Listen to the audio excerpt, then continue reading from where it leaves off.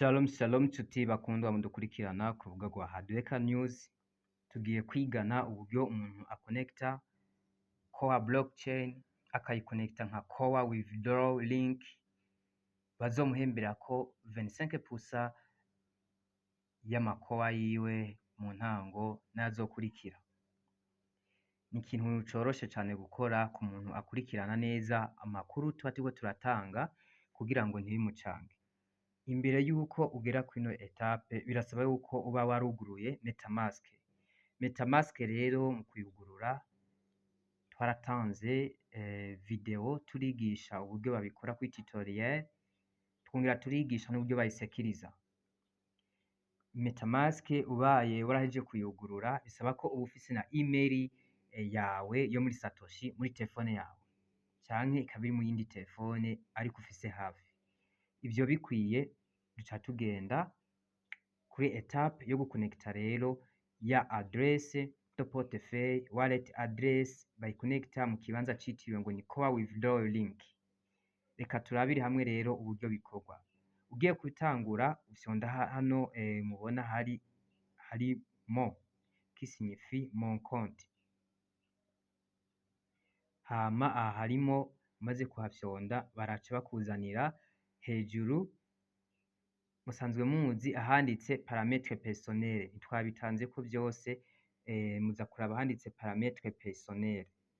Kuri paramètres personnels rero uca ubanza ukaza guselectiona region canke igihugu mu gihe utari wabikoze.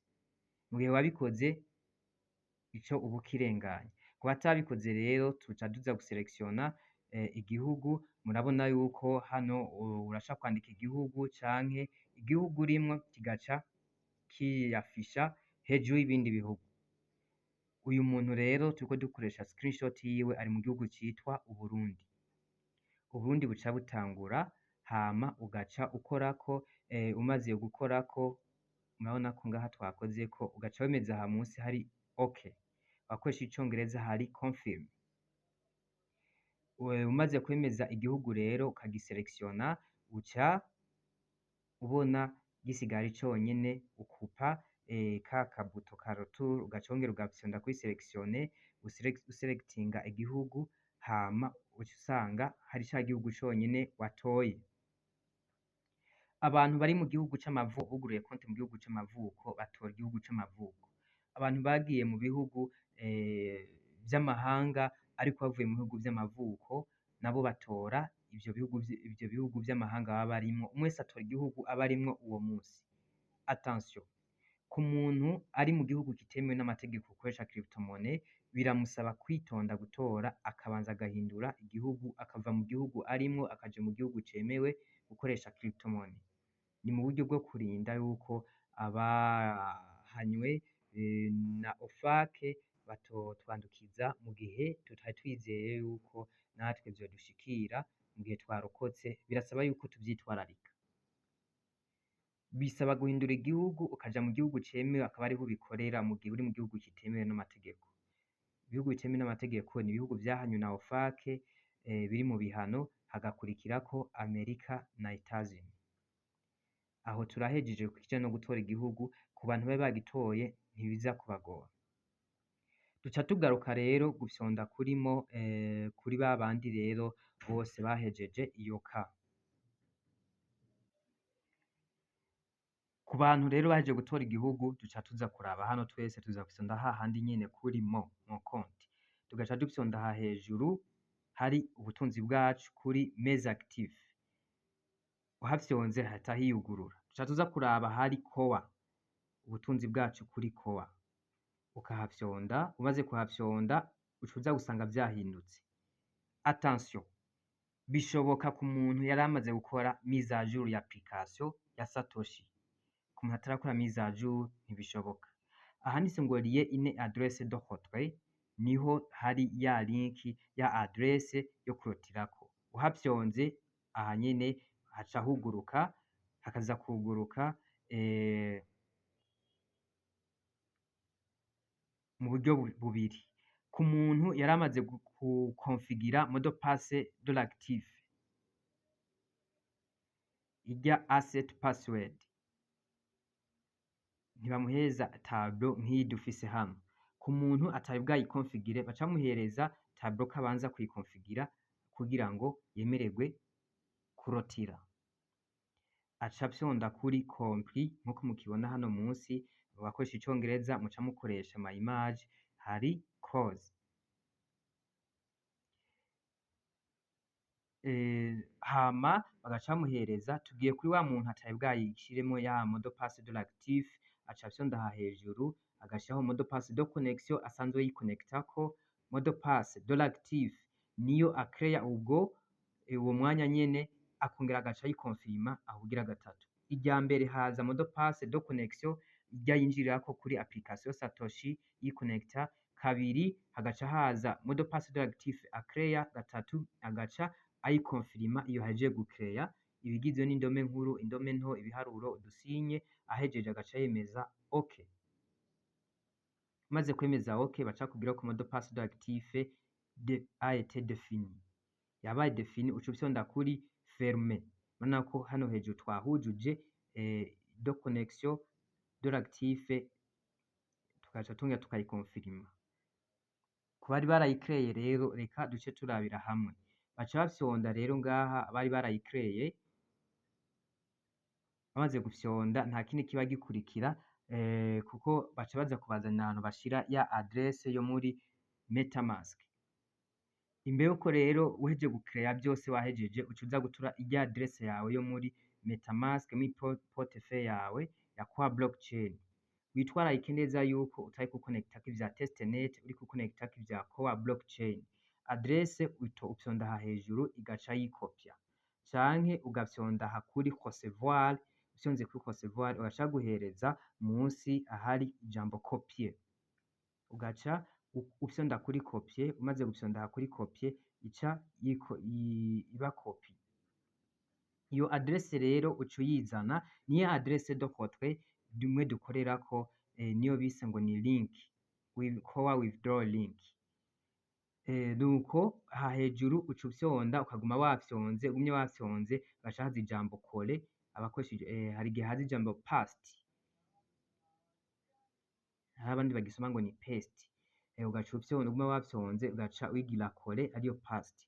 Munsi uca uza gushiraho ya mot de passe de l'actif wari uhejeje gukreya, imwe wakreya ugaca wongera ukayikonfirima. Ku bari barayikoze niyo bakoresheje ubwa mbere nk'abagiye bararotira kuri Bitcoin giveaway, canke abari barayikreye, ni mot de passe de l'actif niyo uca ushiraho. Uhejeje kuyishiraho uca ufyonda aha kuri core lié une adresse de votre, hama uhejeje kuhafyonda ugaca uja mbere. Ya adresse rero turamaze kuyishiraho, ngiyi iciye yandika hejuru, duciye dusezisaho na ya mot de passe de l'actif. Munsi baca babitwereka, duhejeje gufyonda kuri OK baca bayitwereka ngaha munsi. Bayitweretse rero tukabona neza ko ntavyo twihenzeko, duca twemeza kuri OK.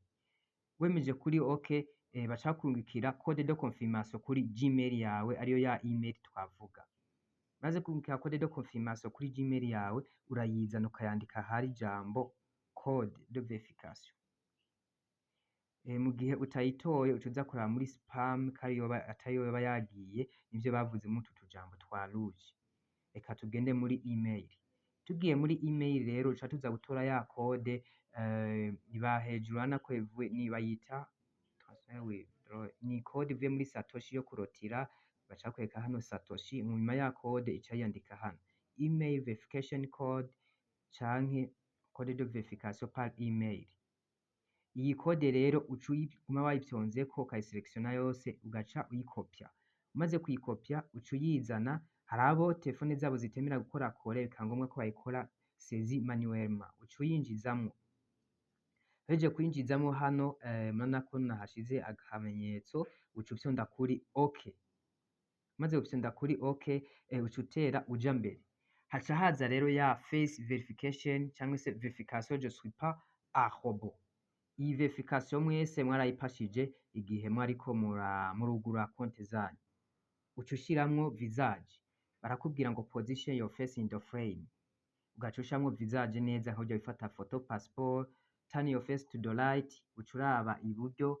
Turn your face to the left, uca uraba ibubamfu. open mouth urasama, raise up your head slowly uca ugenda uraba hejuru nko mu bicu buke buke ugaca wongera ukagarukira muri cadre, lay down your head slowly uca uraba hasi buke buke ugaca wongera ukagarukana umutwe muri cadre. Iyi face verification dupasa mu buryo butatu, kenshi baduheza ama etape atatu, biheze bagaca bayikonfirima. Iyo hari umuntu musa ntigikunda, nta muntu visage yiwe iza gupasa kabiri. Muvyitwararike rero mu gukoresha kamera ibona neza, appareil photo ibona neza, ugaca uja n'ahantu muri milieu clair, ahantu habona neza cane. Akenshi niyo mpamvu tubabwira kubikora ku murango ko ari vyiza kuruta kuza kubikora mu masaha y'ijoro aho bitaba bibona neza. Iyo rero uyihejeje baca bakwereka hejuru ya adresse yawe do contre imwe yo kurotirako kowa withdraw link, baca bayikwereka hejuru, bagaca bakwerekana mot de passe de l'actif aho biri, hama bagaca baguhereza hano munsi ijambo kowa lié une adresse do contre, kowa withdraw link. Aha niho uca wemeza, umaze kuhemeza umva ko usubira kuhemeza ntabwo uca ubirekerana ngo nahejeje. Uhemeje baca baguhereza hano munsi bakakwereka yuko vya bintu nka kumwe babiguhereza ubwa mbere ko ya adresse yoba ariyo. Umaze kubona ko ya adresse ariyo nta kindi kiba gisigaye, uca uza gufyonda ngaha kuri OK, bakoresha icongereza hari confirm. Umaze gufyonda ngaha kuri OK rero baca baguhereza hano ko vyamaze kuba copy successful, yabaye ajouté avec succès niko twoca tukivuga, yabaye lié à l'adresse lié l'adresse de contre avec succès, baca wemeza kuri fermer, bisigure ngo ubu valise. Umaze gufyonda kuri fermer rero uca usubira inyuma, usubiye inyuma rero biba vyakunze. Kugira uze kuverifiya ko vyakunze ufyonda karya kabuto ko gusubira inyuma, umaze gufyonda ako kabuto ko gusubira inyuma ukongera ukagaruka kandi ukareba nka kurya watangiye uza kwiriya, baca baza kukwereka hano hejuru ya adresse irimwo, bagaca bakwereka no munsi haza kuja mot de passe de l'actif. Utayibonamo ngaha hejuru kumbure haba hakirimwo ikibazo agahazi. Tumenye neza important notice, iyo adresse ushaka kuyihindura kabiri gusa mu gihe wari umaze kwihenda ubwa mbere, ntiwemeye kuza kuyihindura gatatu.